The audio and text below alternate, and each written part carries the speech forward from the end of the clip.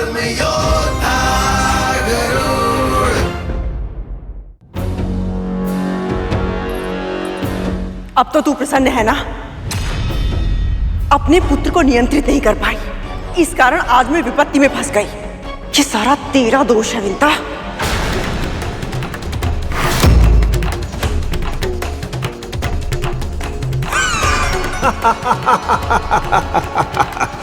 अद्भुत विमाता, अद्भुत। जिस स्त्री ने तेरे लिए अपने प्राण संकट में डाल दिए, तू उसे दोष दे रही है। अब भी रक्षा करना चाहती है तो अपनी स्वामिनी की, अर्थात अपनी बहन की। जैसा व्यवहार तूने अपनी बहन के साथ किया है, ऐसा व्यवहार तो हम असुर भी एक दूसरे के साथ नहीं करते। और फिर भी संसार हमें बुरा कहता है। दिति दीदी के पुत्र हो, इस नाते मेरे लिए भी मेरे पुत्र समान ही हो। इसी कारण अब तक तुम्हारी धृष्टता सहती रही, पर यदि तुमने आगे बढ़ने का प्रयास किया तो मैं वही करूंगी जो एक मां को करना चाहिए। मैं तुम्हें रोकूंगी किसी भी मूल्य पर। बस, बहुत बोल चुकी तुम। अब मेरा कथन ध्यान से सुन। यदि तू चाहती है कि मैं तुझ पर और तेरी स्वामिनी पर दया करूं, तो चुपचाप बिना एक भी क्षण गवाए उस गरुड़ को महल से बाहर निकाल। वो यहाँ नहीं है, बाहर गया है किसी आवश्यक कार्य से। अच्छा, तो वो बाहर गया है, तो तू बता कहां गया है वो तेरा पुत्र? हमें ज्ञात नहीं है। अच्छा, तो तुझे नहीं पता कहां गया है वो? मैं सत्य कह रही हूं। तेरे सत्य का प्रमाण तो समय देगा, और जब तक वो नहीं लौटता मैं उसकी यही प्रतीक्षा करूंगा। गरुड़ के साथ पिछली मुठभेड़ में मुझे ऐसा रहस्य ज्ञात हो गया था जिसके कारण उसके प्राण मेरी मुट्ठी में है। जानना नहीं चाहोगी वो रहस्य क्या है?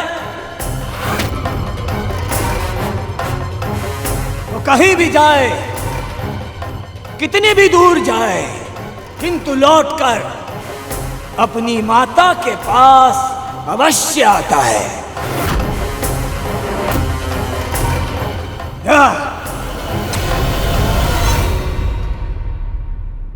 सही कहा तुमने। मेरा पुत्र अवश्य ही मेरे पास लौट कर आएगा, पर उससे पहले तुम सबको यहां से लौट जाना चाहिए। यदि उसने तुम्हें मेरे और महारानी के साथ ऐसा दुर्व्यवहार करते हुए देख लिया तो मैं भी उसके क्रोध से तुम्हें बचा नहीं पाऊंगा। कल्पना करो पुत्र, अपनी विमाता अदिति की रक्षा के लिए यदि वो तुम सबसे अकेले युद्ध कर सकता है, तो अपनी मां की रक्षा के लिए वो क्या नहीं करेगा? उस रक्षा करने के लिए तो उसे यहां आना चाहिए ना, पर वो तो यहां पर है ही नहीं। जब तक वो लौट कर आएगा तब तक बहुत विलंब हो चुका होगा।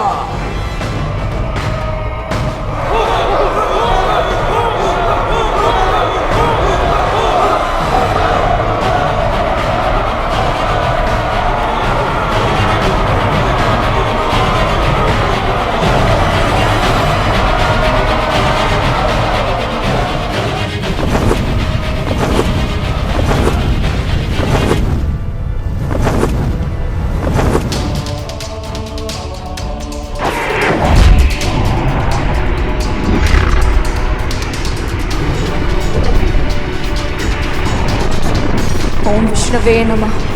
ओम विष्णवे नमः। ओम विष्णवे नमः। ओम विष्णवे नमः। ओम विष्णवे नमः। ओम विष्णवे नमः। ओम विष्णवे नमः। ओम विष्णवे नमः। ओम विष्णवे नमः। ओम विष्णवे नमः। ओम विष्णवे नमः। ओम विष्णवे नमः। ओम विष्णवे नमः। ओम विष्णवे नमः। ओम विष्णवे नमः।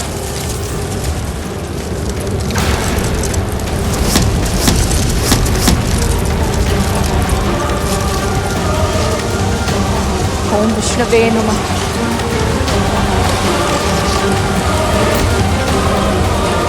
ओम विष्णवे नमः।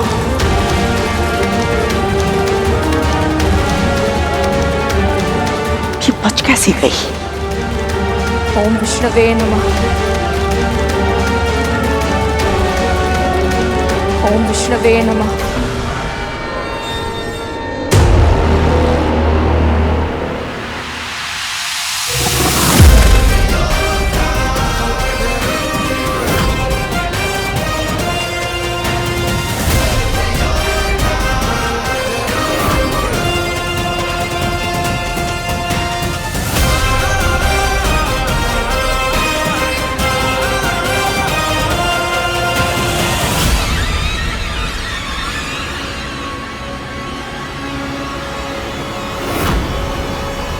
मेरे पुत्र,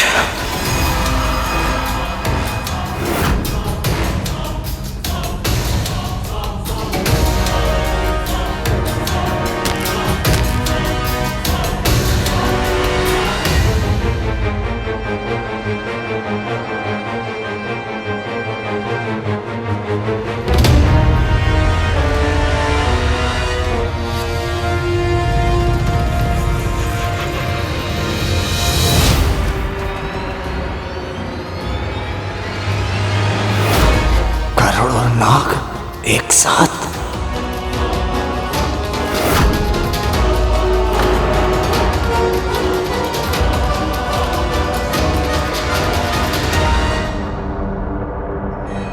हमारी मां को भयभीत करने का दुस्साहस नहीं करना चाहिए था तुझे।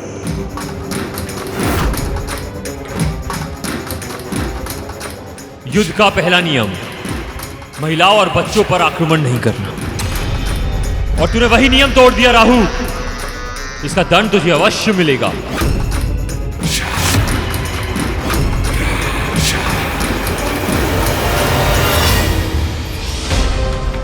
भले ये नाग कितने भी निष्ठुर हो, अपनी मां के लिए निष्ठावान है और युद्ध के नियम के प्रति सम्मान भी रखते हैं।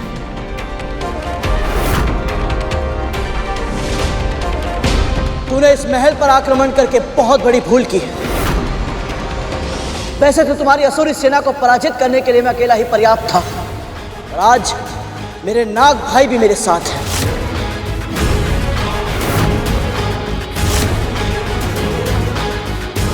अब तू अपने प्राणों की रक्षा कैसे करेगा राहु?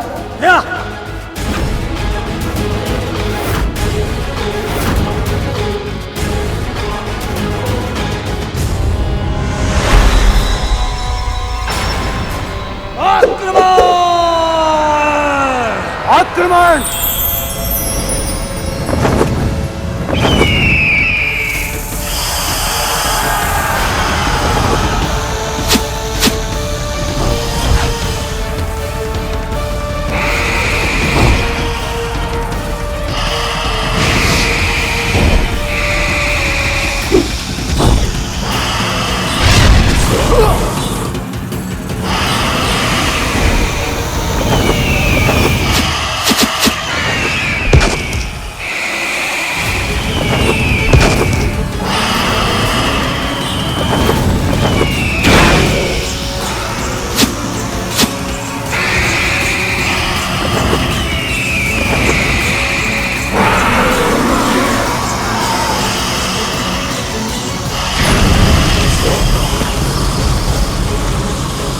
मेरे दोनों पुत्र इतने शक्तिशाली हैं कि इनके विष का भय इन असुरों को एक पग भी आगे नहीं बढ़ने दे रहा है।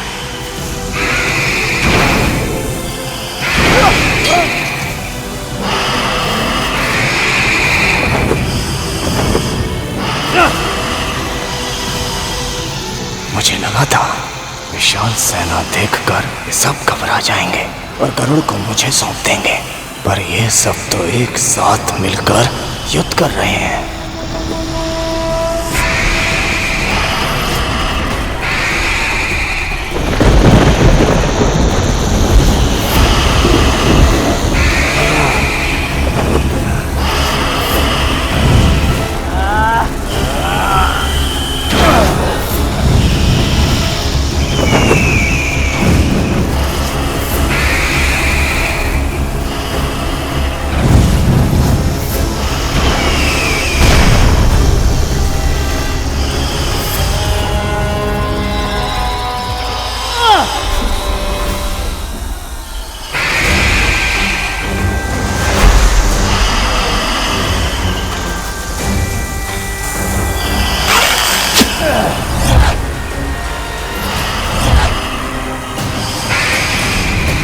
दीदी, किसी भी उपाय से हमें इन सबको रोकना होगा।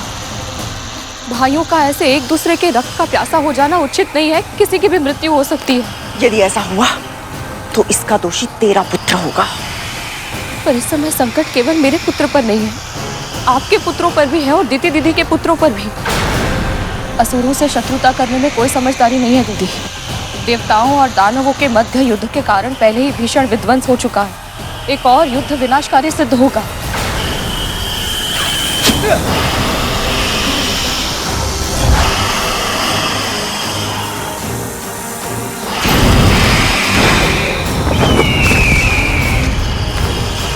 प्रश्न केवल मेरे पुत्र का नहीं है दीदी, आपके पुत्रों के प्राण भी संकट में हैं। यदि उनमें से किसी को कुछ हो गया तो? ये समस्या तेरे पुत्र के कारण उत्पन्न हुई है, उसका समाधान भी वो ही करेगा।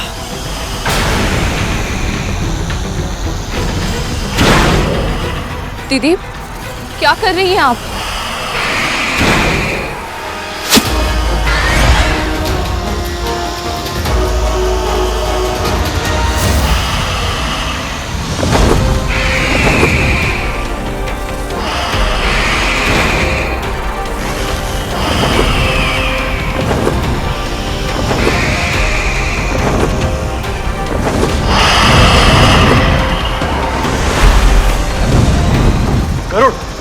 कालिया,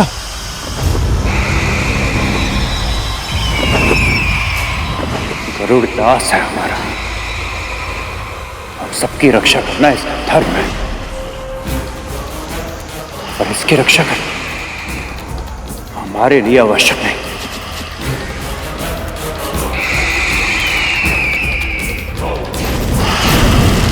है तो ये हमारा शत्रु। यदि एक शत्रु दूसरे शत्रु को समाप्त कर देता है तो उससे उत्तम हमारे लिए और क्या होगा। वाह तक्षक भैया, क्या कूटनीति है आपकी।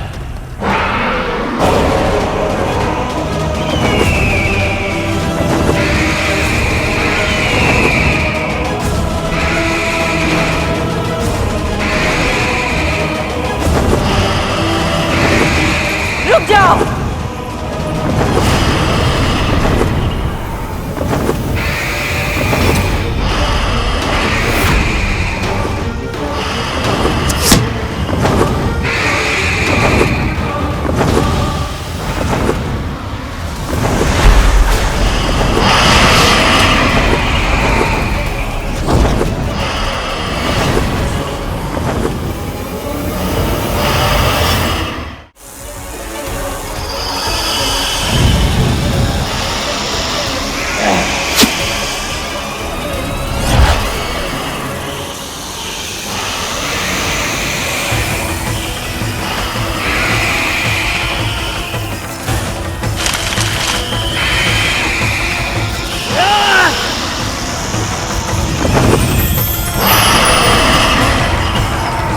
रानी, आप यहाँ क्या करेंगे? आप महल के भीतर जाइए, वहाँ आप सुरक्षित हैं। युद्ध करना बंद कर और मेरे संग चल।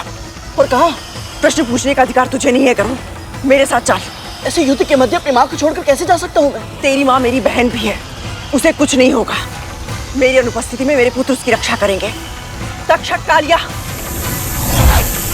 शिशुनंदी, भूतनंदी, अपनी भी माता के पास जाओ, उनका ध्यान रखना, उनकी सुरक्षा करना तुम्हारा कर्तव्य है।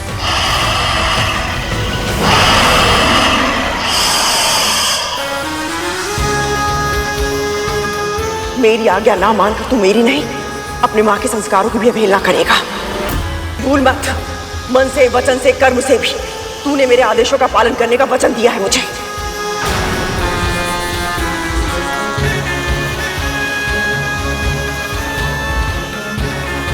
जी महारानी।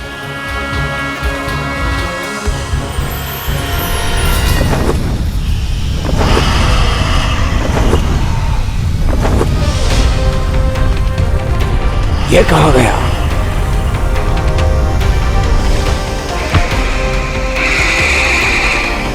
तुम्हारे महाराज बलि को मेरा पुत्र चाहिए था ना?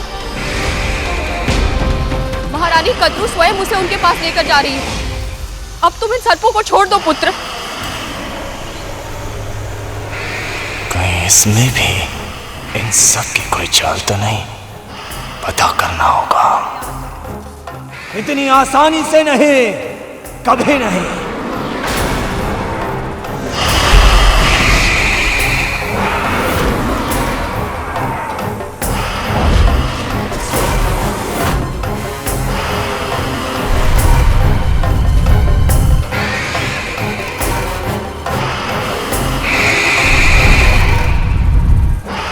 हे परम प्रभु विष्णु, मेरे पुत्र की रक्षा कीजिए।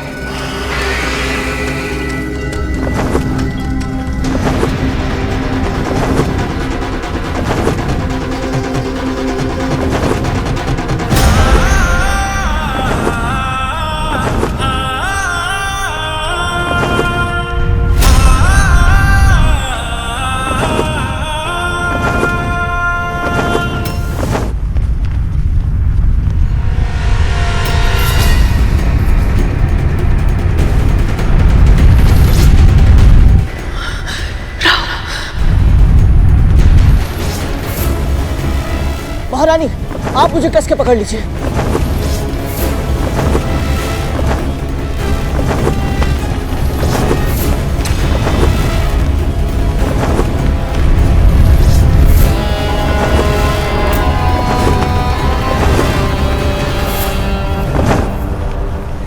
गति बढ़ाकर मुझे चकमा देने का प्रयास कर रहा है, किंतु मैं भी राहु हूं। मुझसे पीछा छुड़ाना असंभव है।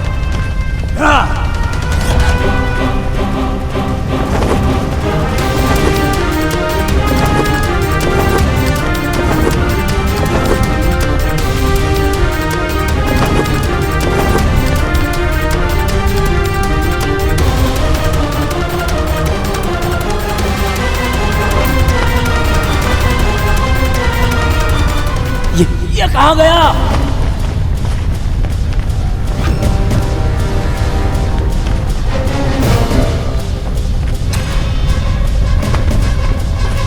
अभी तो इधर था, उधर कैसे चला गया? ये हुई ना बात। यदि ये युद्ध हमें रुकवाना है तो हमें शीघ्र ही महाबलीपुरम पहुंचना होगा।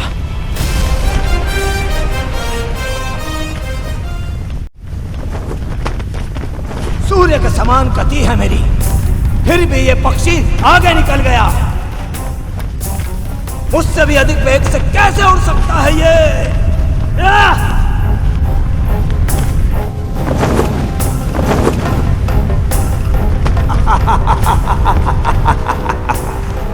लगता है इसे अपनी मृत्यु की कामना कुछ अधिक ही है, तभी तो स्वयं को मृत्यु के मुख में ले जा रहा है ये।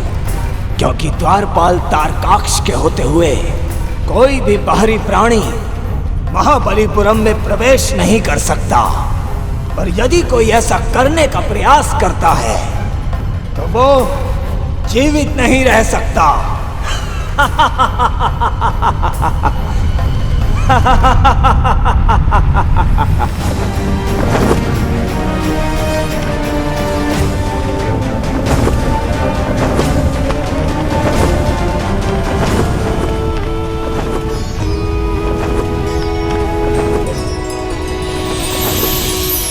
इस नगर के सौंदर्य से अपने लक्ष्य को मत भटका। सीधे चल राजमहल की ओर।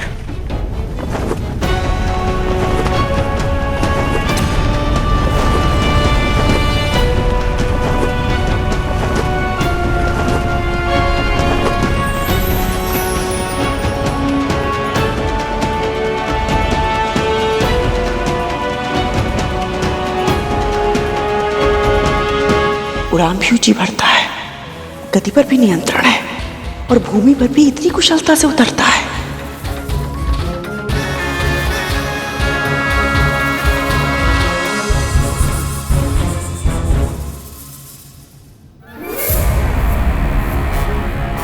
इतने बड़े महाराज के महल में कोई सैनिक ना हो, ये तो असंभव है। आप चिंतित मत होइए महाराज, मेरे होते हुए आपको कोई हानि नहीं पहुंचा सकता। मेरे होते हुए आपको कोई हानि नहीं पहुंचा सकता। मेरे होते हुए आपको कोई हानि नहीं पहुंचा सकता।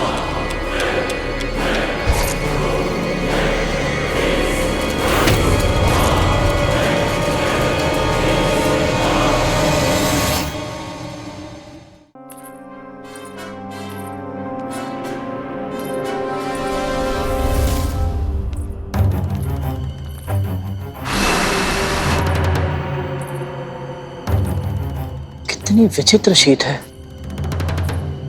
क्या आपको भी इसका आभास हो रहा है महारानी? मुझे पता है तू पंछी है, वायु शीत है या उष्ण इसका अनुभव करने का अभ्यास है तुझे, किंतु अभी समय नहीं है, शीघ्र चल, इससे पहले कि हमारी उपस्थिति का किसी को आभास हो जाए। एक क्षण महारानी, कुछ तो असामान्य है। भय लग रहा है तुझे तो अपने पांव को तनिक कष्ट दे, और हाँ, भीतर जाकर अपना मुंह मत खोलना। जब तक मेरी आज्ञा ना मिले मौन रहना।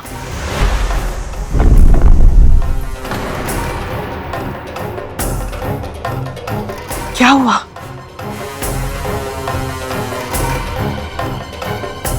यह मूर्ति नहीं है महारानी, कोई असुरी माया है। इतना आशंकित होने की आवश्यकता नहीं है, ये मूर्ति है। आ, मैं दिखाती हूँ तुझे। महारानी नहीं,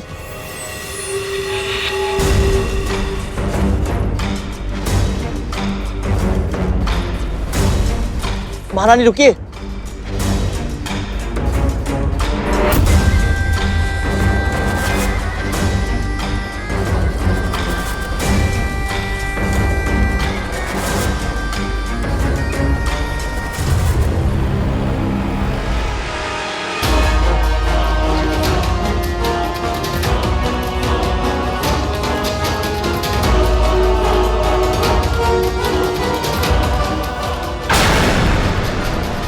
महारानी,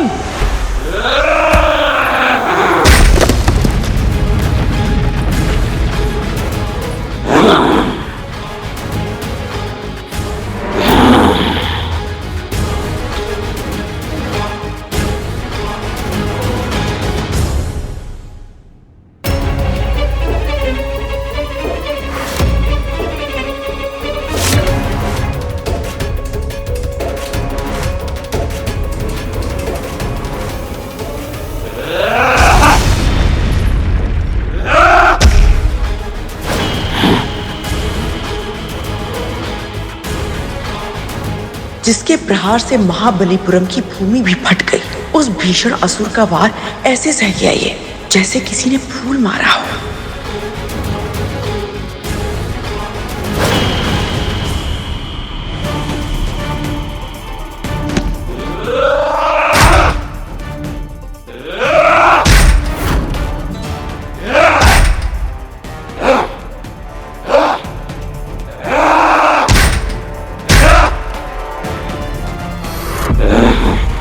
थोड़ी देर और खेलता तुम्हारे साथ, पर बड़े भैया से मिलने की शीघ्रता है। इस पर मेरे किसी भी प्रहार का प्रभाव क्यों नहीं पड़ रहा?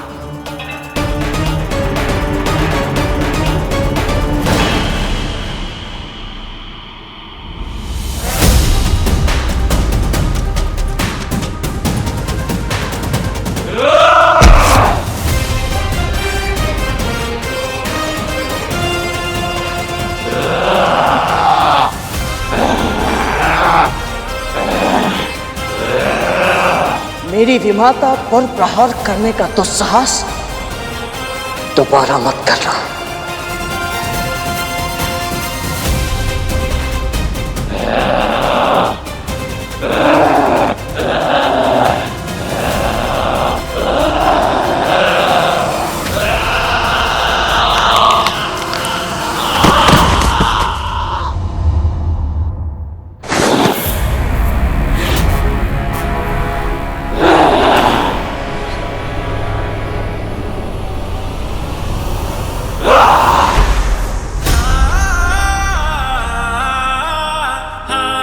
चलिए महारानी।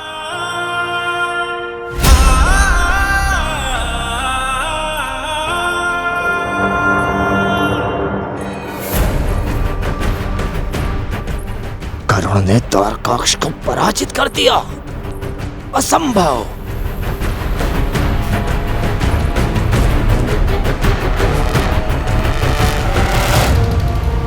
ओम सौराष्ट्रे सोमनाथस्य श्रीशिले मल्लिकार्जुनम उज्जैन्यां महाकालम ओंकारम मल्लेश्वरम परल्यां वैद्यनाथम च डाकिन्यं भीमशंकरम सेतुबंधे च रामेशम नागेशम दारुकावने वाराणस्यां तु विश्वेशम त्र्यंबकम कौमुदी तटे हिमालय तु केदारम धूष्मेशम च शिवालय। यहाँ का वातावरण मेरी कल्पना से बिल्कुल विपरीत है। आश्चर्यचकित होने की आवश्यकता नहीं है।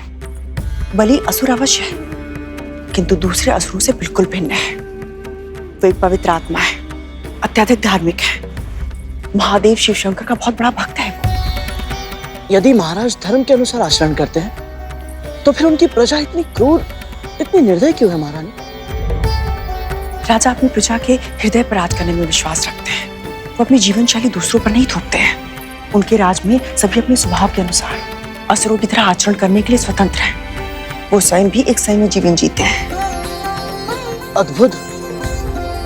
अभी तो बड़े भैया से मिलने में और अधिक आनंद आएगा। भूलना मत, तुम उसके लिए भाई नहीं हो, शत्रु हो तुम उसके। तुमने उसकी सेना को अपना कार्य करने से रोका था। उसके कुछ असुरों का वध भी किया था तुमने। शत्रु और भाई का अंतर तो मैं संभाल लूंगा, बस मेरी माँ और मेरे अन्य नाग भाई ठीक हो। ओम विष्णवे नमः। ओम विष्णवे नमः। ओम विष्णवे नमः। ओम विष्णवे नमः।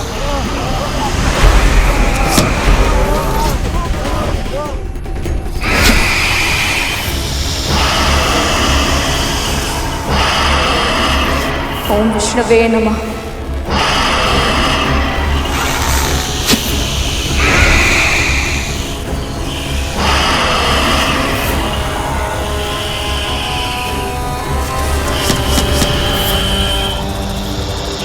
ओम विष्णवे नमः।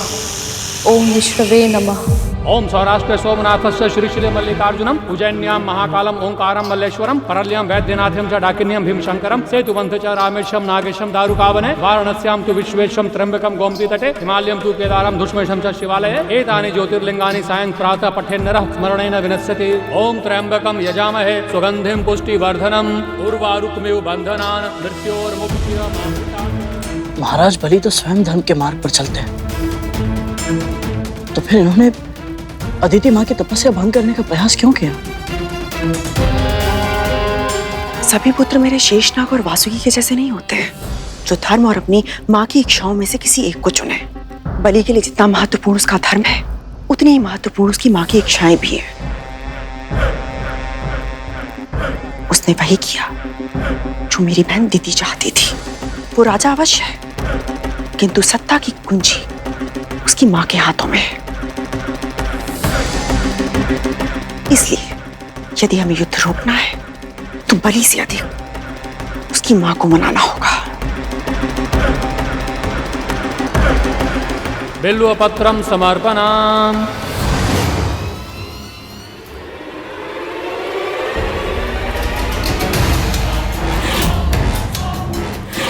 गरुड़ और कतरु यहाँ?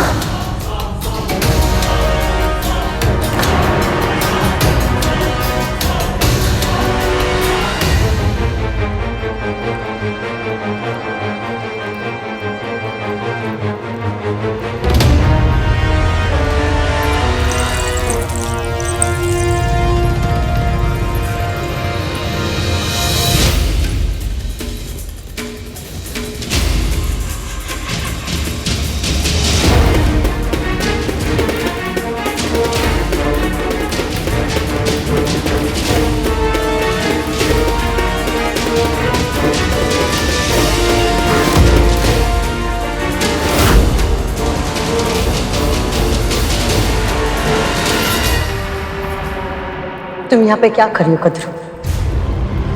ये पक्षी ये यहाँ पे क्या कर रहा है? ये भीतर कैसे आया? किसी द्वारपाल ने रोका नहीं इसे? प्रणाम महाराज बलि। प्रणाम माता दीदी। प्रणाम माँ कद्रू।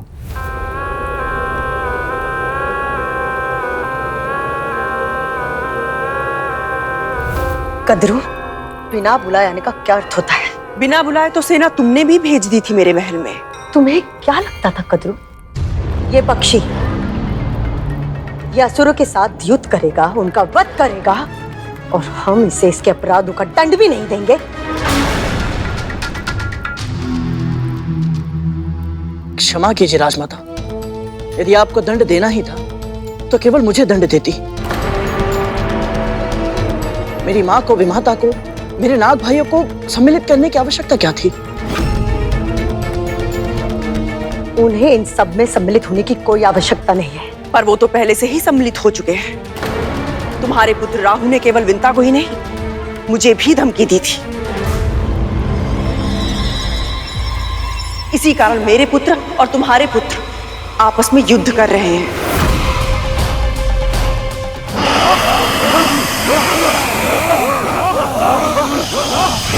ओम विष्णवे नमः। ओम विष्णवे नमः। ओम विष्णवे नमः। ओम विष्णवे नमः। इन्होंने और इनकी बहन ने मुझे उकसाया था महाराज।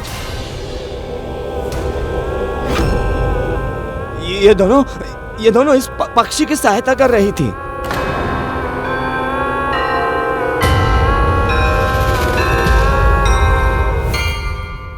दीदी, गरुड़ के कारण असुरों का भी रक्त बह रहा और मेरे पुत्र भी चोटिल हो रहे हैं। इससे पहले कि किसी के प्राण चले जाए, हमें इस युद्ध को रोकना होगा। यदि तुम्हारी यही इच्छा है कि ये युद्ध रुक जाए, तो ये युद्ध रुक सकता है।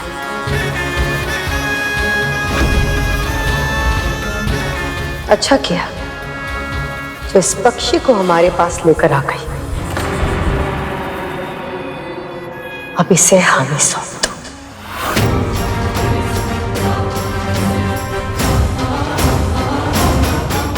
कभी नहीं, कभी नहीं, कभी नहीं।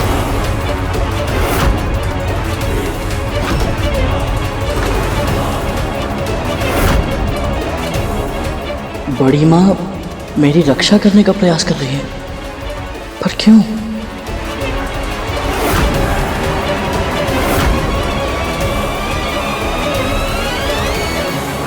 क्षमा करें माँ कद्रू, पर क्या आप मेरी एक जिज्ञासा शांत कर सकते हैं?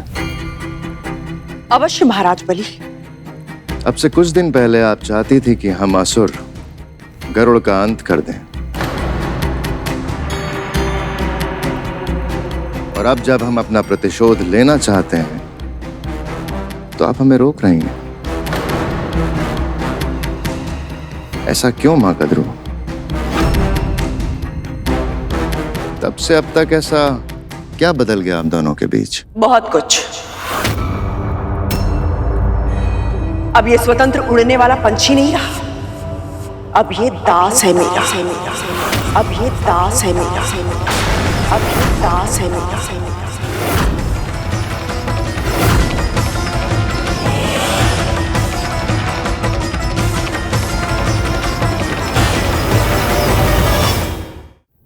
दास? ये पक्षी जिसने बड़े बड़े योद्धाओं को पराजित कर दिया, बजरंग जैसे महायोद्धा को भी खदेड़ दिया, ये दास बन गया है? और वो भी अपनी विमाता का?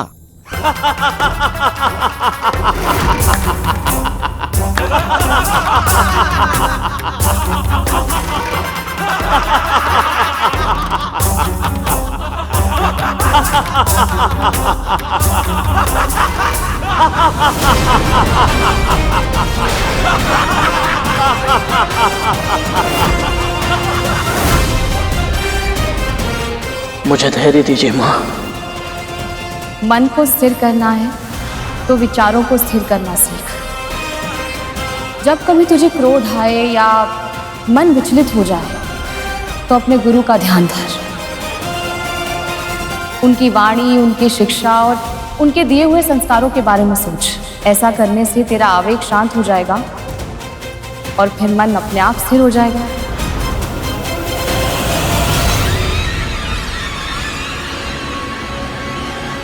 कद्रू में कैसे विश्वास कर लूं कि तुम जो कह रही हो वो सत्य है? ये वही गरुड़ है जो अदिति को संकट में देखकर अपना स्थान छोड़ने के लिए तैयार नहीं हुआ था।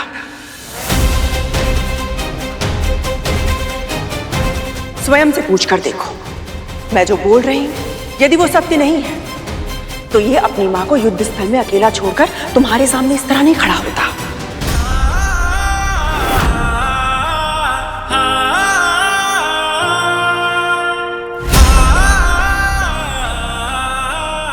ये केवल मेरे आदेश पर यहां पर आया है,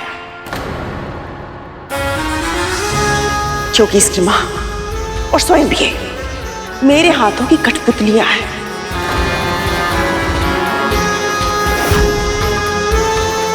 मैं जैसे चाहूं जब चाहूं इन्हें अपने संकेतों पर नचा सकती हूं। आप चाहती क्या है माँ कद्रू? शांति।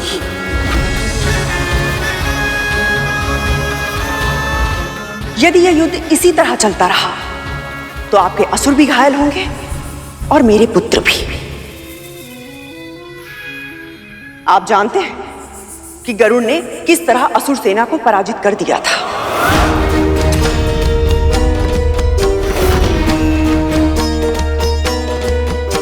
किंतु अब मेरे शक्तिशाली पुत्र भी इस युद्ध का भाग बन चुके हैं और इस युद्ध का परिणाम केवल और केवल विध्वंस लाएगा महाराज।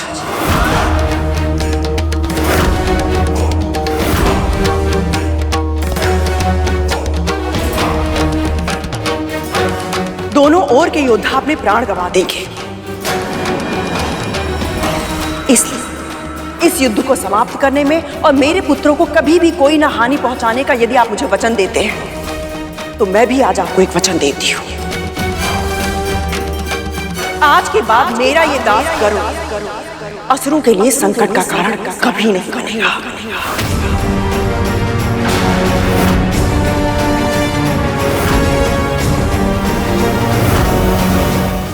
महारानी, आप कैसे ये वचन दे सकते हैं? असुरों ने मेरी मां पर आक्रमण किया है, मेरे नाग भाइयों को संकट में डाला है और आपको भी तो मत बोल कि तू मेरा दास है।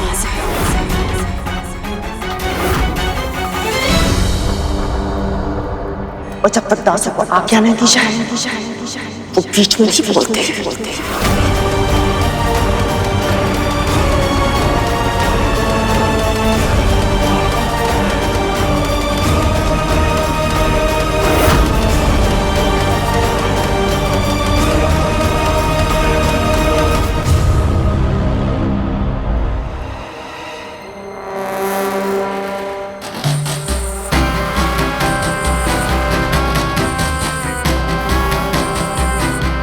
गरुड़ को दंड दिए बिना यहां से वापस जाने नहीं दे सकता।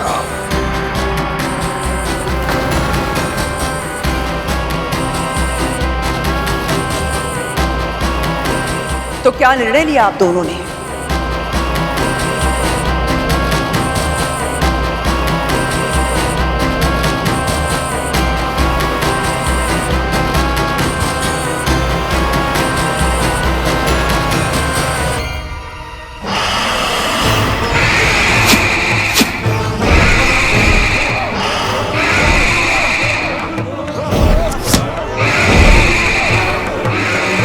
ओम विष्णुवे नमः।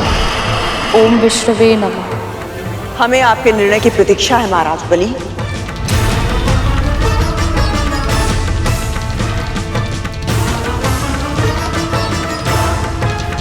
ये पक्षी तुम्हारे नियंत्रण में है तो इसका अर्थ ये नहीं कि हम इसके अपराधों को भूलकर इसे क्षमा करते हैं। इसने न केवल असुरों की सेना को चुनौती दी है बल्कि मेरे पुत्र और स्वर्ग के महाराज बलि की सत्ता को ललकारा है। इसे अवश्य दंड मिलना चाहिए।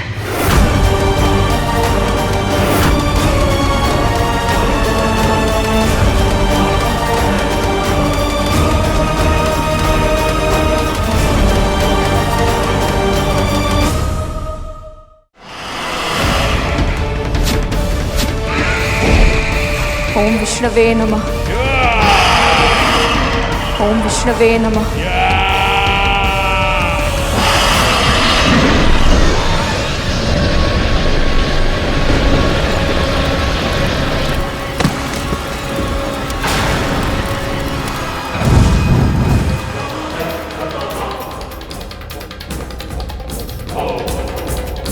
आशा कीजिए कि आपका पुत्र भी हमारी मां की रक्षा और उनका सम्मान ऐसा ही कर रहा हो।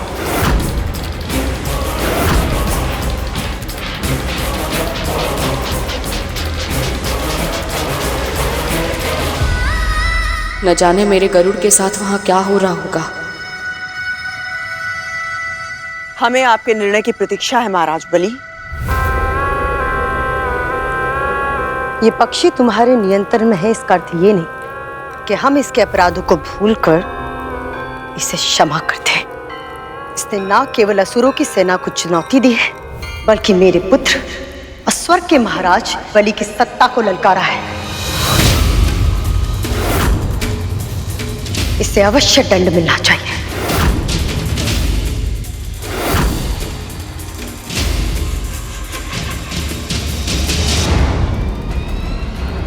पर एक उपाय है।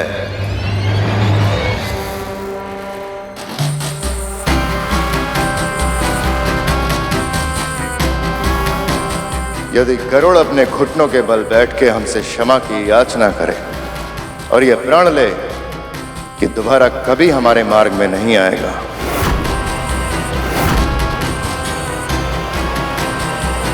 तो शायद हम उसे क्षमादान देने के बारे में विचार कर सकते हैं।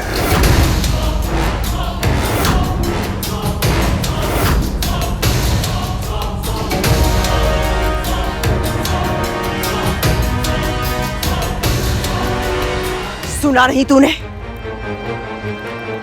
घुटने के बल बैठ और क्षमा मांग।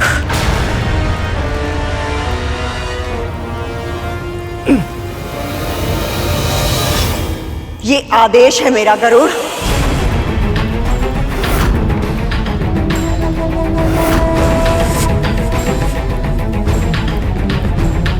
क्या हुआ? तुम्हारी माँ और नाग भाई अभी भी युद्ध स्थल में है। क्या तुम उनकी और अपनी रक्षा नहीं करना चाहते?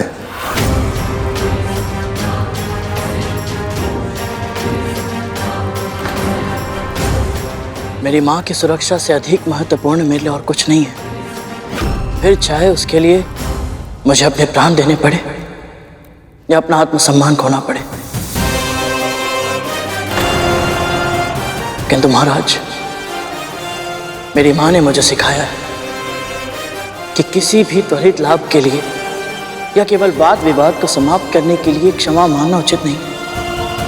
क्षमा मांगने से पहले अपनी भूल का आभास होना अति आवश्यक है, क्योंकि यदि ऐसा ना हो तो क्षमा मांगने के बाद भी वह व्यक्ति फिर से वही भूल कर देगा और फिर उसकी क्षमा याचना का कोई अर्थ नहीं बचेगा।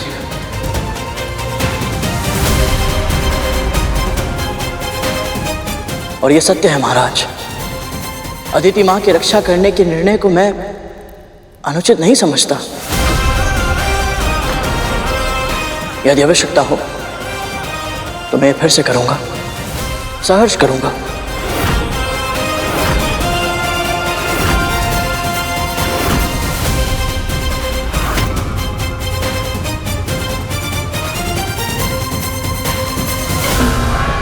गरुड़ के वचनों में दृढ़ता है, इसके लिए मृत्युदंड सम्मान की बात होगी।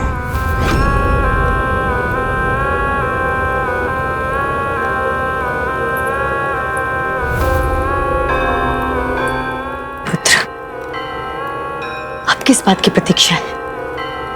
असुरों के महाराज, स्वर्ग के शासक हो तुम। जो शीश तुम्हारे सामने ना झुके उसे धड़ से अलग करना उचित है। जो शीश तुम्हारे सामने ना झुके उसे धड़ से अलग करना उचित है।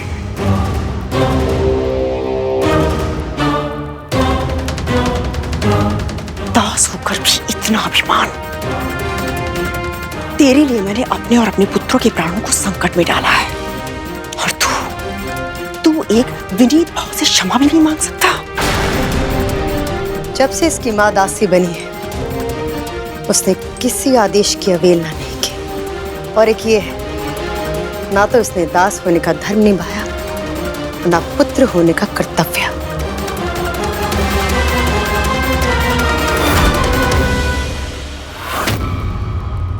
महाराज के आदेश का उल्लंघन करके तूने अपनी मृत्यु को आमंत्रण दिया है। मैं तो कहता हूं, इस पक्षी के कर्कश गायन की प्रतीक्षा ही क्यों करनी? मैं अभी यमदूत से इसका साक्षात्कार करवाता हूं।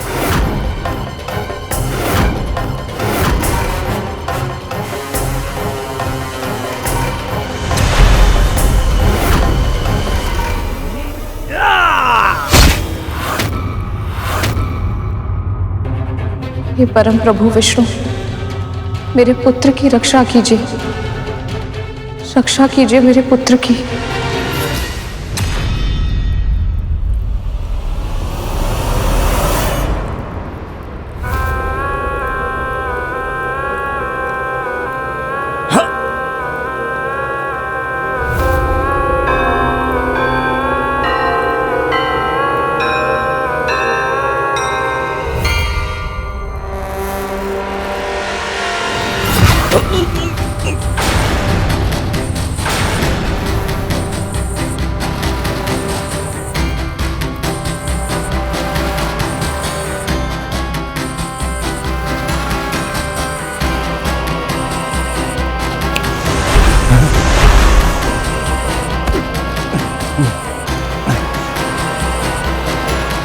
मृत्यु केवल शारीरिक हिंसा से नहीं होती राहु,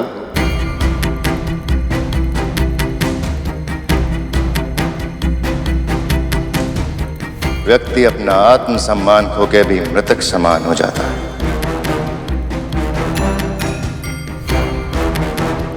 यदि गरुड़ एक बार क्षमा नहीं मांग सकता तो उसे सहस्त्र बार झुकना होगा। पूरी प्रजा के सामने से 1 सहस्त्र 8 बार करबद्ध प्रणाम करके हमारे महाबलीपुरम की प्रदक्षिणा करनी होगी।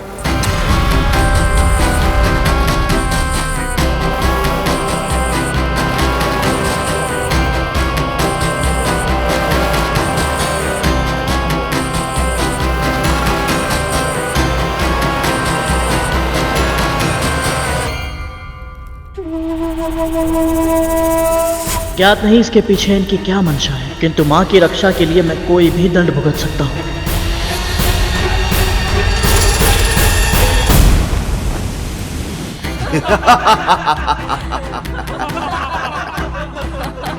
सुना है ये बहुत ही शक्तिशाली पक्षी है। वज्रांग की पूरी सेना को अकेले ही हरा दिया था इसने। तुमने सही कहा मित्र, पर हमारे महाराज बलि के सामने बड़े से बड़े योद्धा नतमस्तक हो जाते हैं। तभी तो आज ये पक्षी भूमि पर लौटकर अपने अपराध की क्षमा मांगेगा। सही कहा मित्र।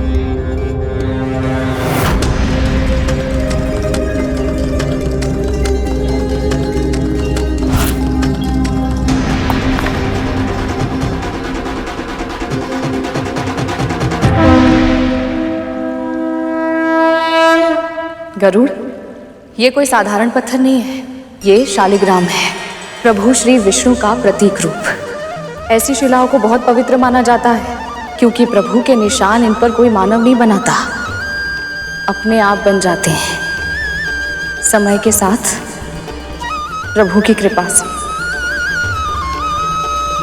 शालिग्राम अनेक तरह के होते हैं, जिन्हें उनके आकार, रंग और चक्र, मुख, वनमाला आदि निशानों के आधार पर पहचाना जा सकता है। यदि तुझे कभी कोई ऐसी शिला मिले तो उसे साक्षात प्रभु श्री विष्णु का आशीर्वाद समझना, उसका आदर करना।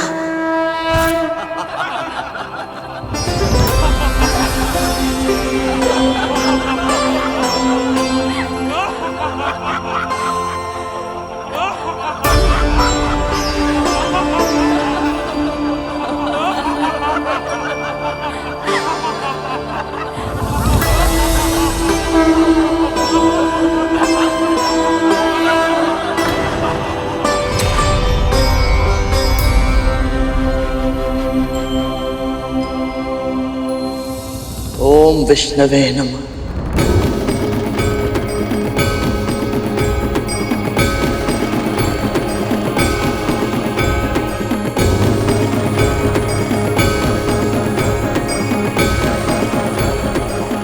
ओम विष्णवे नमः। ओम विष्णवे नमः। ओम विष्णवे नमः। ओम विष्णवे नमः।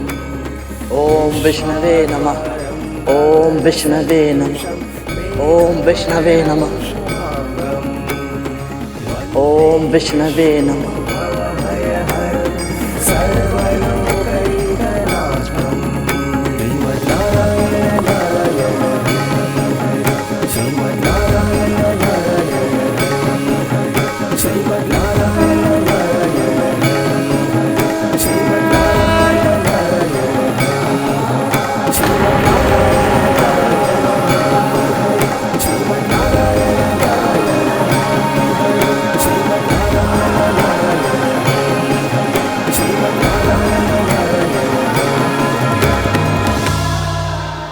ओम विष्णवे नमः। ये पक्षी क्या कर रहा है? इसे नगर की परिक्रमा करने के लिए कहा था और ये दूसरे पत्थर के चारों ओर चक्कर काट रहा है। इसको ना केवल महाबलीपुरम की, देखिए ये संपूर्ण सृष्टि की परिक्रमा कर रहा है। ओम विष्णवे नमः। ध्यान से देखिए। ओम विष्णवे नमः। ओम विष्णवे नमः। शालिग्राम।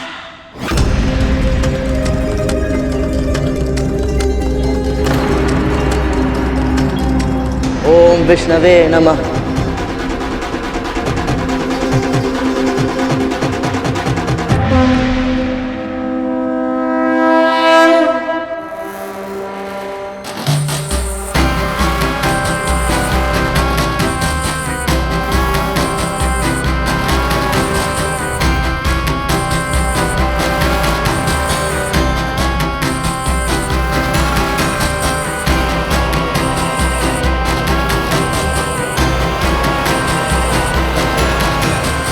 हम असुर सदा से महादेव शिवशंकर के भक्त रहे,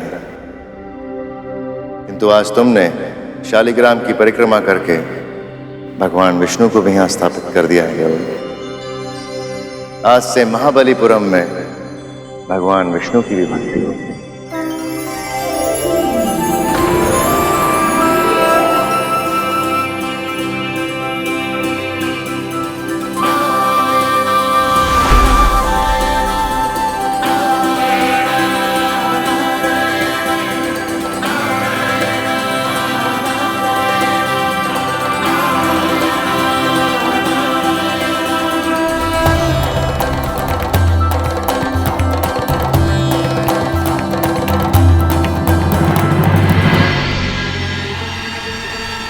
उन्हा जीवित बच गया है ये गरुड़। क्या करूं जिससे ये असुरों के लिए भविष्य में खतरा ना बने।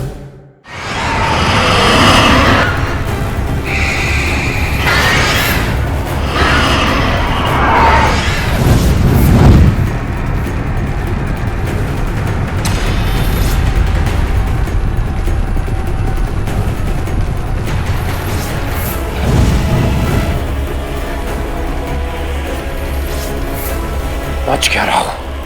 किंतु भैया अचानक से ये सब लुप्त कैसे हो गए?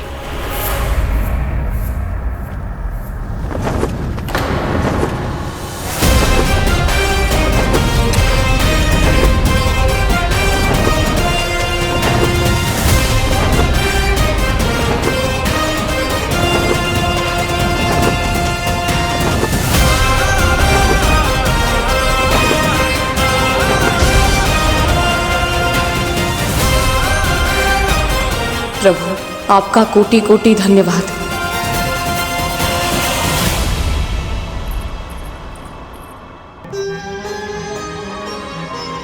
माँ, माँ,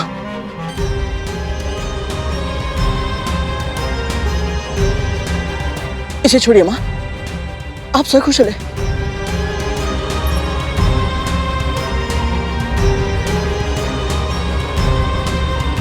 ठीक हो ना?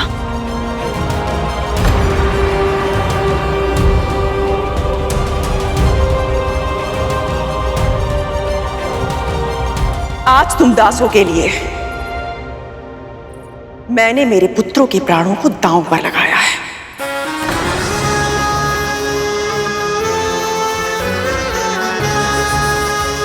हमें आभास है महारानी, इसके लिए हम दोनों सदैव आपके ऋणी रहेंगे। कुछ सीख अपनी मां से। ये होता है अच्छे दास का व्यवहार।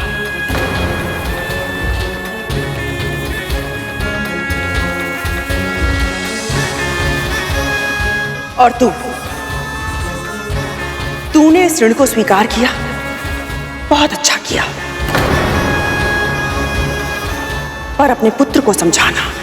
अब तक ये हमें दोष देता आया है कि हमने इसके प्राणों को संकट में डाला था, किंतु अब इसे स्मरण रहना चाहिए कि कैसे आज मैंने और मेरे पुत्रों ने इसके और तेरे प्राणों की रक्षा की है।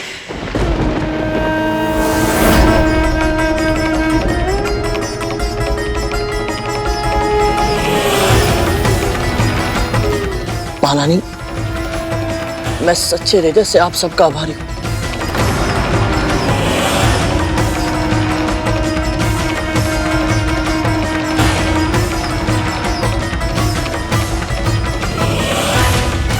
आज तो असुरों का संकट टल गया, किंतु अब करुण की बेड़ियां कस के जकड़नी होगी ताकि ये मेरे पुत्रों के लिए और कोई समस्या ना खड़ी करे।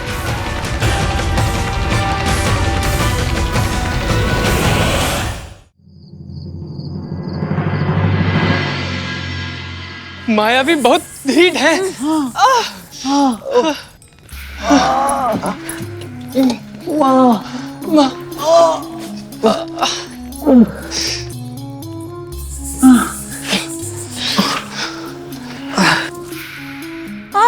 माँ, बहुत जलन हो रही है। जलन होगी तभी तो घाव स्वस्थ होगा। अच्छा।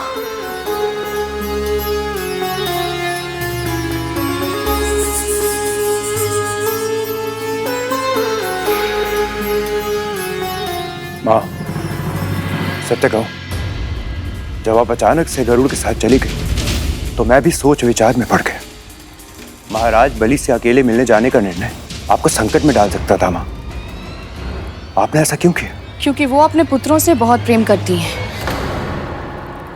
पता है उन्हें, गुरु शुक्राचार्य की मृत संजीवनी विद्या के कारण वर्तमान में असुर बहुत अधिक शक्तिशाली हैं। उन्हें सर्पों का शत्रु बनाना नहीं चाहती कद्रू दीदी। बड़ी माँ अपने पुत्रों की रक्षा करना चाहती थी, ये तो मैं समझता हूँ माँ। पर जब दीदी माँ ने उनसे कहा कि वो मुझे असुरों को सौंप दे और ये युद्ध समाप्त हो जाएगा, तो उन्होंने मेरी रक्षा क्यों की? क्यों मुझे दीदी माँ को नहीं सौंपा उन्होंने? क्योंकि मैं दीदी को अच्छे से जानती हूँ। वो गरुड़ को दास बना लेती और अवसर पड़ने पर उसकी अद्भुत शक्तियों को हमारे विरुद्ध उपयोग करती।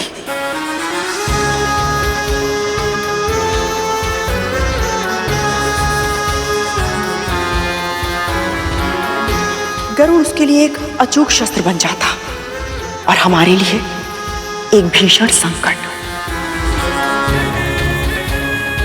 गरुड़ को उसे सौंपने से मना करके मैंने न केवल दीदी और उसके पुत्रों को शक्तिशाली होने से रोका है, बल्कि गरुड़ ने उसकी मां पर एक ऐसा उपकार किया है जिसे वो चाहे भी तो जीवन भर नहीं चुका सकते। यदि कद्रू दीदी ने ये सब उपकार मानकर किया है तो उपकार ही सही। मेरे लिए इतना ही पर्याप्त है कि तू सुरक्षित है। उनकी मंशा चाहे जो भी रही हो गरुड़, जब तक तू मेरे साथ है ना, मुझे कोई अंतर नहीं पड़ता।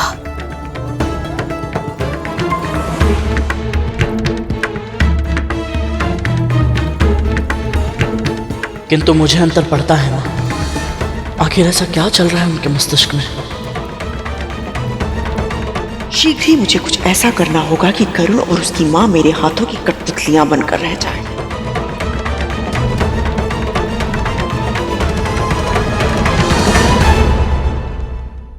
मुझे तुम सब पर अभिमान है। आज जिस तरह तुम लोगों ने असुरों का डटकर सामना किया है, मेरा विश्वास और भी दृढ़ हो गया है। एक दिन तुम लोग पृथ्वी पर नहीं, अपितु पूरे त्रिलोक पर शासन करोगे।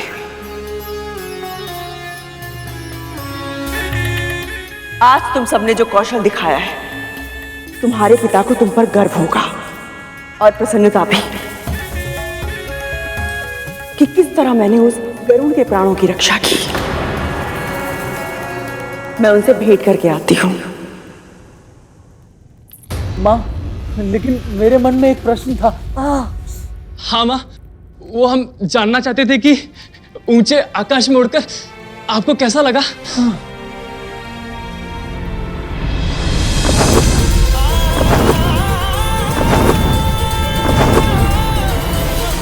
हाँ माँ, बताइए ना, आपको कैसा लगा पक्षियों की तरह उड़कर? सम्मोहक, मनमोहक, नदी के बहते जल की तरह मुक्त, किसी स्वप्न जैसा था आकाश में उड़ने का अनुभव।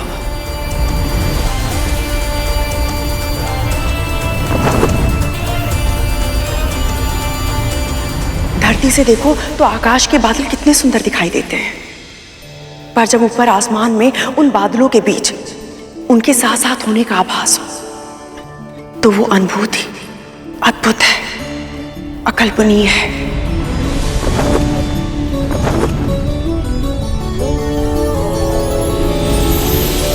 मैं तो सबसे अधिक प्रभावित हुई उस गरुड़ की गति से।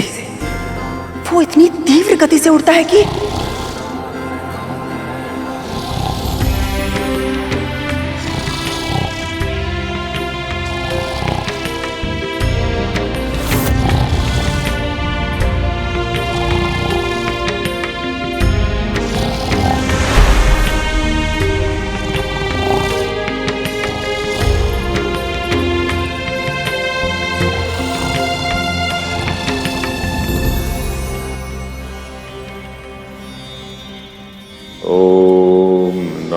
भगवते वासुदेवाय। ओम नमः भगवते वासुदेवाय। ओम नमः भगवते वासुदेवाय। ओम श्री भगवते वासुदेवाय।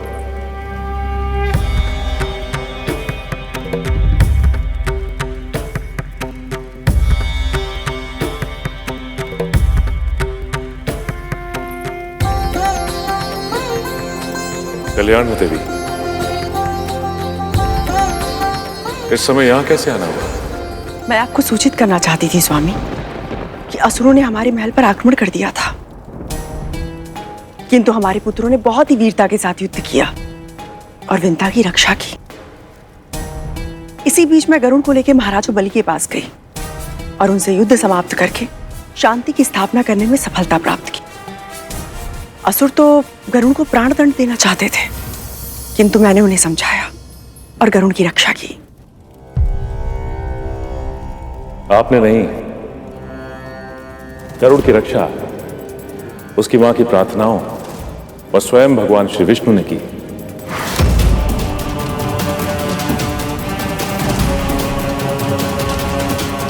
देवी कद्रू, आपकी सबसे बड़ी भूल यही है कि आपको लगता है कि जो कुछ भी हो रहा है वो आपकी इच्छा से हो रहा है, किंतु सत्य यह है कि यहां इस संसार में जो कुछ भी होता है भगवान श्री विष्णु की इच्छा से होता है।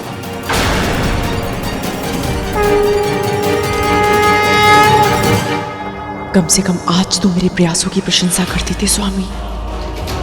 आप अपने पुत्रों को सर्वश्रेष्ठ बनाना चाहती हैं, किंतु ये लक्ष्य गरुड़ का अत्याचार या उसे बंदी बनाने की आवश्यकता नहीं है।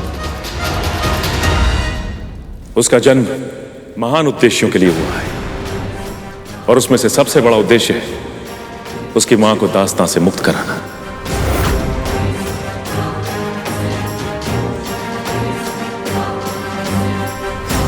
आपको लगता है कद्रू के आपने छल से शर्त जीतकर विंता को दासी बनाया, किंतु आप तो केवल माध्यम थी। जिस दिन अरुण का जन्म हुआ था उसी दिन विंता को यह श्राप भी मिल गया था और साथ ही साथ उसका निवारण भी। यदि आपके एक पुत्र ने आपको भीषण श्राप दिया है तो वही आपका ये दूसरा पुत्र आपको श्राप के बंधन से मुक्त करवाएगा।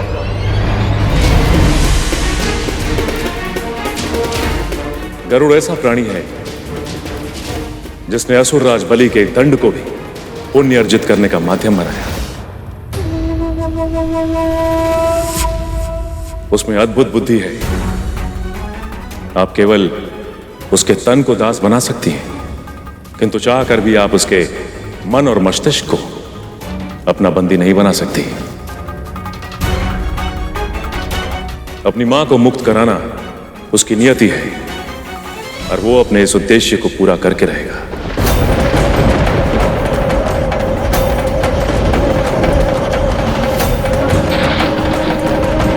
आप केवल एक कार्य कर सकती हैं कि उसके उद्देश्य को और कठिन ना बनाएं।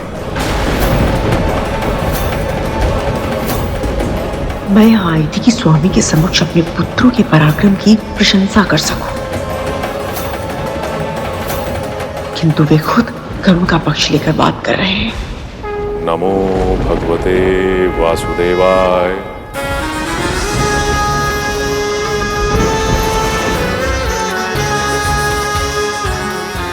मैंने विंता और गरुड़ के लिए इतना सब किया, अपने पुत्रों के और स्वयं के प्राणों को भी संकट में डाल दिया। असुरों से उसकी रक्षा करने के लिए उन दोनों को तो मेरा जीवन भर के लिए ऋणी होना चाहिए। मुक्त होने के बारे में सोच भी कैसे सकते हैं वो? महाराज, गरुड़, तुम इस समय यहाँ क्या कर रहे हो? क्षमा कीजिए महारानी, मेरा उद्देश्य आपको भयभीत करना नहीं था, बस कुछ कहना है आपसे। जो भी कहना है कल कहना, आज बहुत रात हो चुकी है, तुम जाओ यहाँ से। महारानी, एक विनती करनी है, बस 2 पल के लिए सुन लीजिए। ऐसी कौन सी विनती करनी है जो एक रात भी प्रतीक्षा नहीं कर सकते तुम? कहा ना, मुझे विश्राम की आवश्यकता है, कल बात करेंगे। महारानी, यदि इस विचार को और अधिक समय तक मेरे मन में रखा तो मेरे हृदय का भार मेरे प्राण ले लेगा। मैंने अपने जन्म से लेकर आज तक आपको अपनी मां के साथ अत्याचार करते देखा, अपने वचनों से, अपने कर्मों से उन्हें दुखी करते देखा है।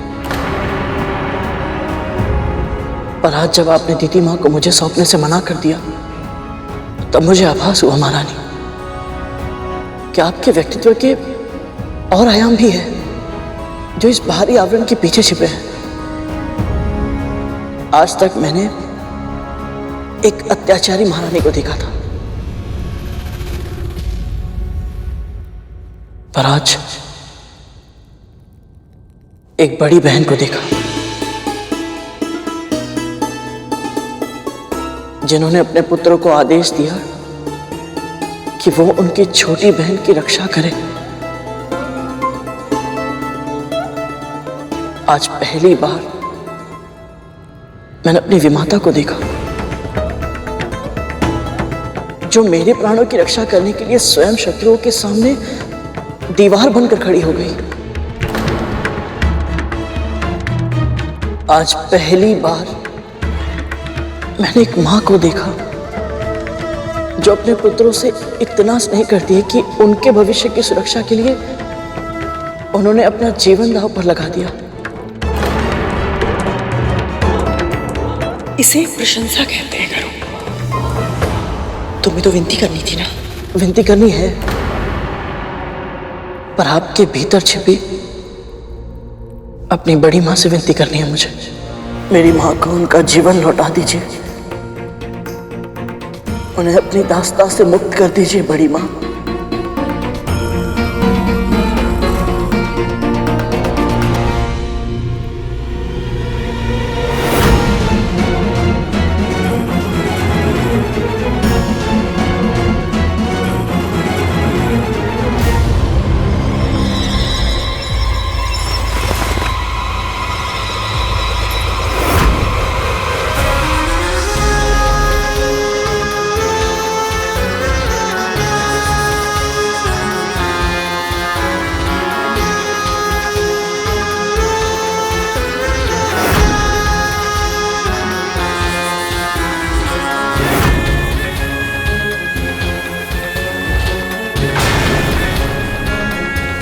कैसा लग रहा है?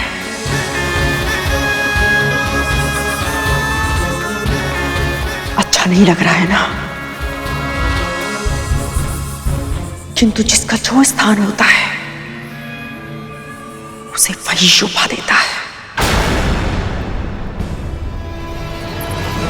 चरण पादुका चाहे कितनी भी अच्छी क्यों ना हो, उसे अपने सर के ऊपर नहीं रखा जाता।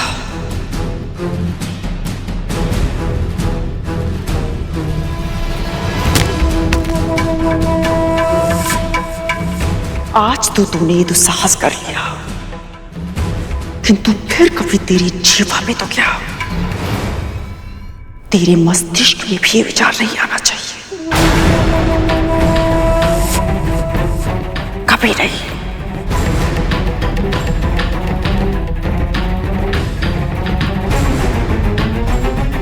बड़ी माँ,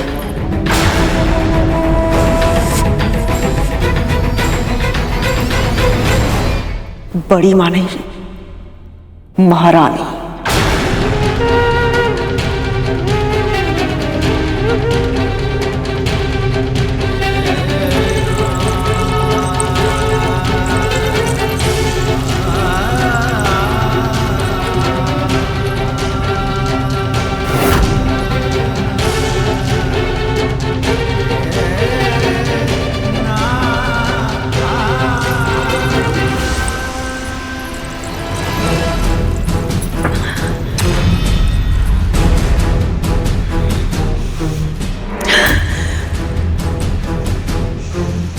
क्यों हर बार मैं ही क्यों मेरी हाथों की रेखाओं में इतना संघर्ष है? कुछ भी अगर अच्छा करना चाहो तो भी मेरे साथ ही बुरा होता है। क्यों? बस अब भले ही मुझे भाग्य को चुनौती देनी पड़े, अवश्य दूंगी मैं, किंतु इस बार उस विंता को जीतने नहीं दूंगी मैं, किसी भी मूल्य पर। यदि गरुड़ ने उसे दास्ता से मुक्त करा दिया तो वो स्वयं भी मुक्त हो जाएगा, और फिर इतने वर्षों तक जो मैंने उनके साथ किया है उसका प्रतिशोध वो मुझसे और मेरे पुत्रों से लेगा। नहीं, बिल्कुल नहीं, किसी भी मूल्य पर ऐसा नहीं होने दूंगी मैं, किसी भी मूल्य पर।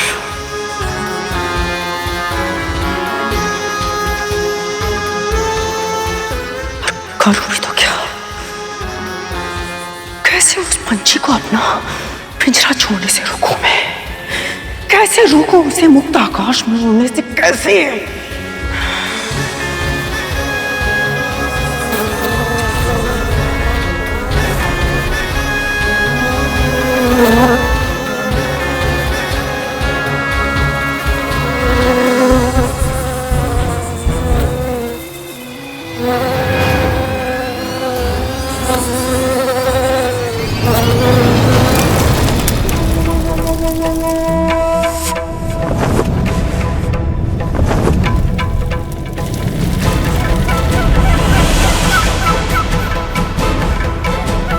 यदि गरुड़ सूर्य लोक के पास गया तो इसी कीड़े की भांति उसकी मृत्यु भी निश्चित है।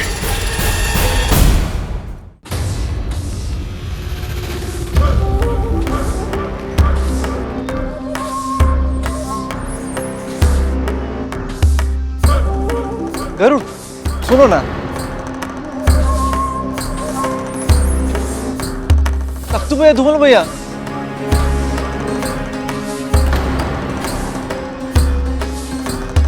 गरुड़, हमारे दास, हमें फिर से भ्रमण पर जाना है।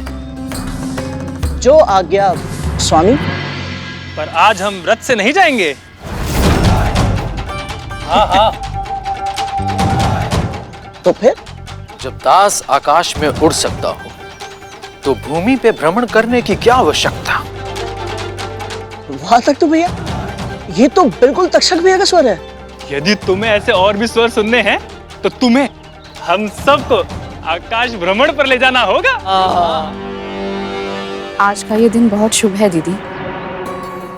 देखिए, गरुड़ और उसके नाग भाई एक दूसरे के साथ कितने प्रेम से बातें कर रहे हैं।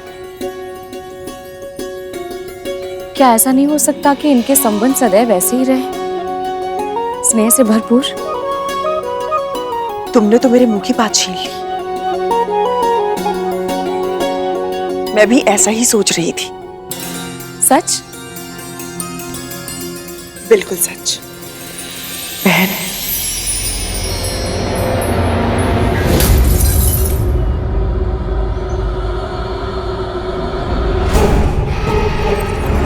मैं तो ये भी सोच रही थी कि कुछ दिनों से युद्ध की काली छाया हम सब पर मंडरा रही है और अब तो हमारा महल भी उसकी चपेट में आ गया है। क्यों ना हम दोनों मिलकर शांति की स्थापना के लिए हवन करें? ये तो बहुत ही अच्छा विचार है। तो एक काम करो, तुम जाके वन से लकड़ी लेकर आओ, मैं हवन की तैयारी करती हूँ। ठीक है।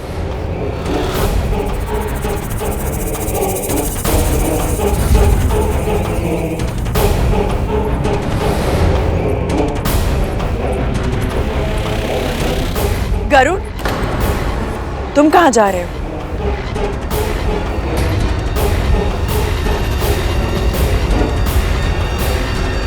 मैं और तुम्हारी माँ शांति स्थापित करने के लिए एक हवन करना चाहते हैं, पुत्र।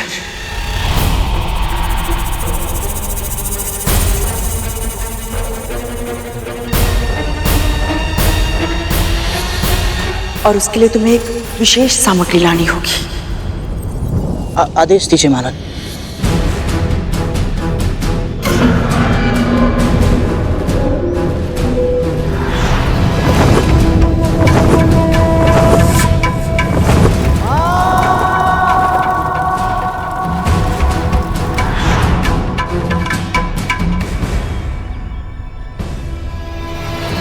महारानी, मुझे सूर्य पुष्प चाहिए, पुत्र। सूर्य पुष्प? हाँ, सूर्य पुष्प? और उसके लिए तुझे सूर्यलोक जाना होगा, क्योंकि यह अद्भुत पुष्प वहीं खिलता है, पुत्र।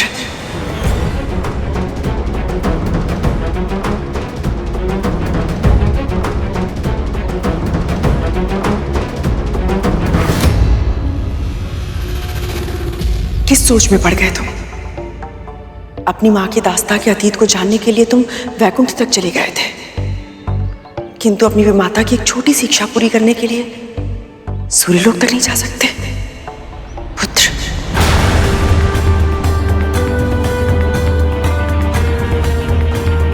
आपकी इच्छा अवश्य पूरी होगी बड़ी माँ।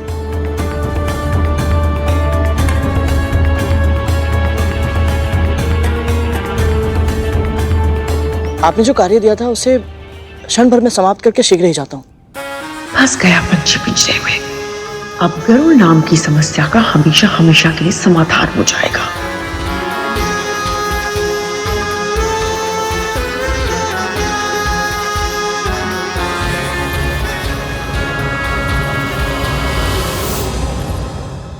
पक्षीराज गरुड़ के साहस भरे कारनामे देखने के लिए चैनल को सब्सक्राइब करें और साथ ही बेल आइकॉन दबाना न भूलें।